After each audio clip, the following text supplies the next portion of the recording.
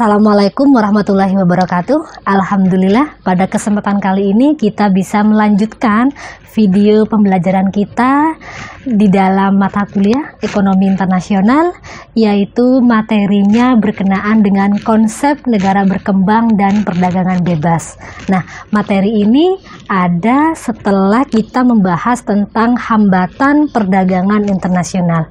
Apa sih sebenarnya negara berkembang dan perdagangan bebas?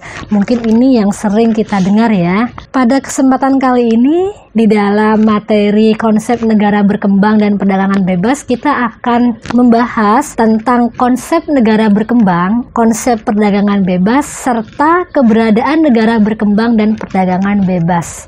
Nah, apa perdagangan bebas atau yang kita sebut dengan free trade area? Yang pertama, konsep negara berkembang. Dari beberapa referensi yang ada menjelaskan bahwa sebuah negara dengan rata-rata pendapatan yang rendah, infrastruktur yang relatif terbelakang, dan indeks perkembangan manusia yang kurang dibandingkan dengan norma global. Jadi yang ada aturan secara global, negara berkembang itu dia memiliki pendapatan yang rendah, baik dilihat dari sisi pendapatan per kapita atau pendapatan nasional.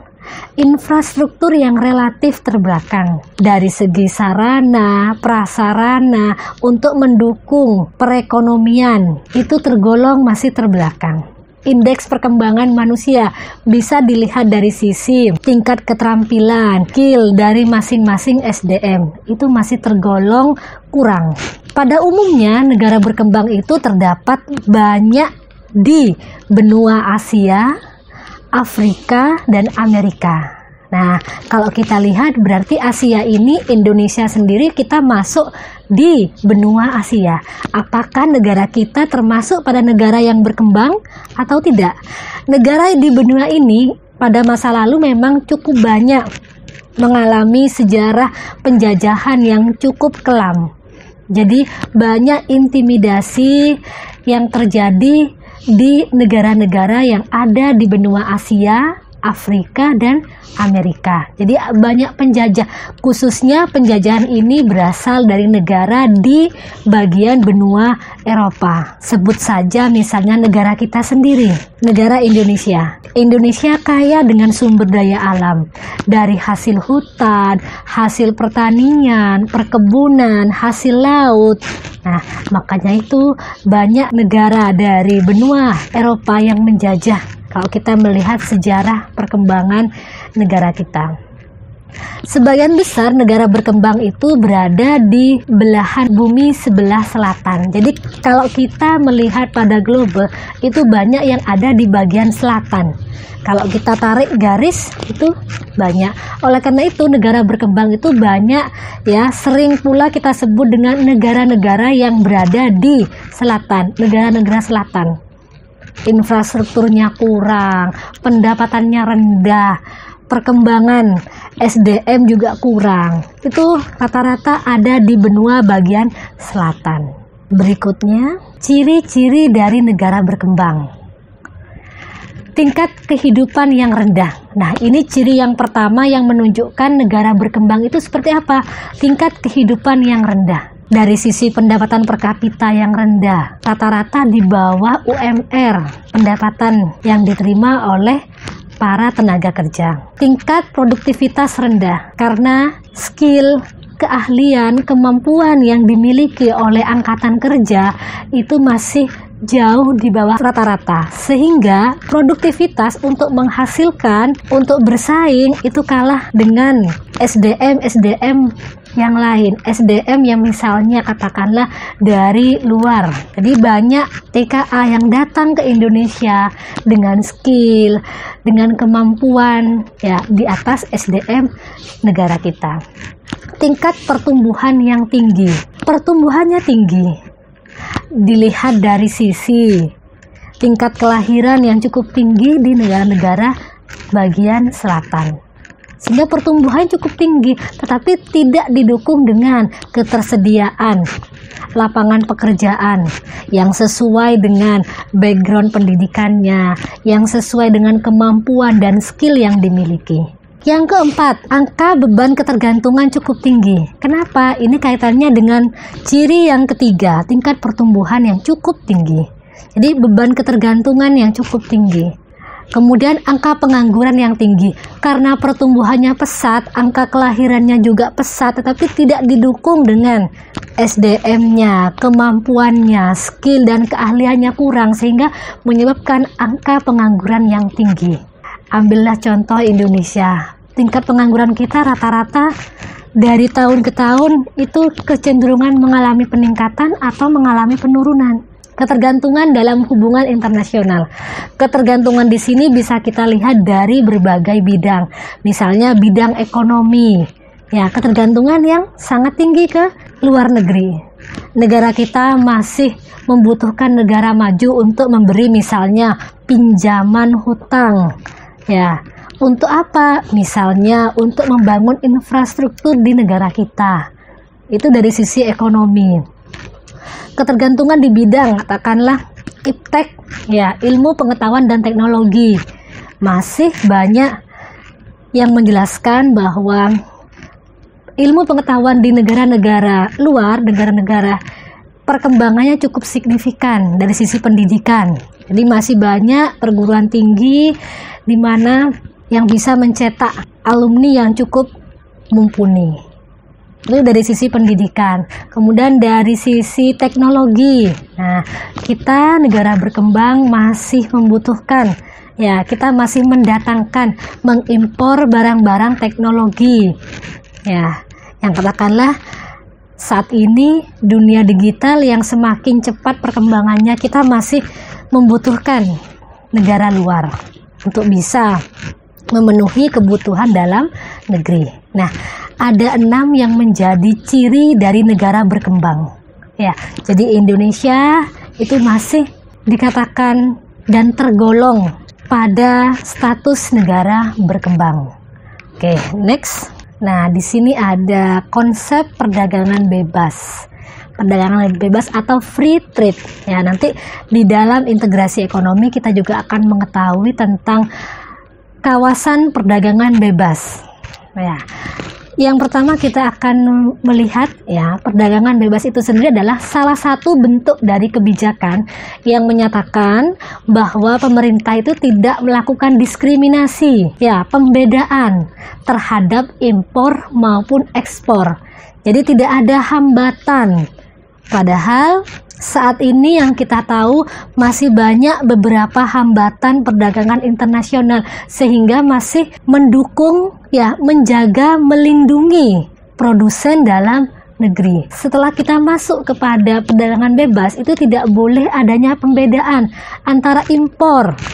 Ya, tidak boleh disyaratkan beberapa aturan untuk ekspor. Ya. Jadi kita lebih mudah di dalam perdagangan bebas ini.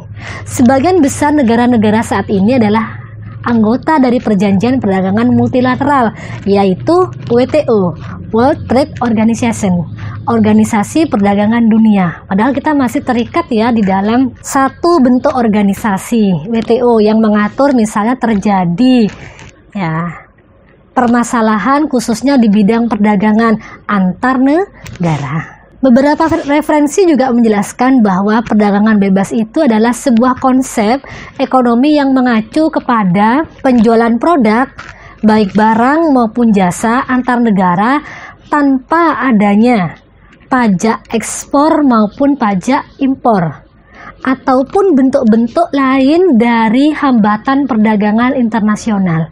Jadi nggak ada. Jadi barang tersebut bebas keluar masuk. Ya. Saat ini kita masih dilindungi, ya, khususnya berkenaan dengan dokumen.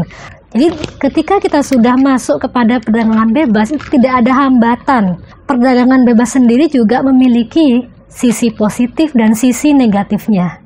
Dalam implementasinya, dalam prakteknya, di dalam perdagangan bebas harus memperhatikan beberapa aspek sehingga produsen dalam negeri itu masih bisa bersaing dengan produk-produk luar yang sangat mudah masuk keluar, ya dari batas teritorial, yaitu mulai dengan meneliti mekanisme perdagangan. Jadi kita melihat mekanisme perdagangannya seperti apa. Prinsip sentral dari keunggulan komparatif. Nah, yang kemarin kita mempelajari tentang teori perdagangan internasional berupa keuntungan komparatif. Jadi kita masih bisa melakukan perdagangan, proses tukar menukar, asalkan kita memperhatikan beberapa keunggulan spesialisasi dari adanya komparatif.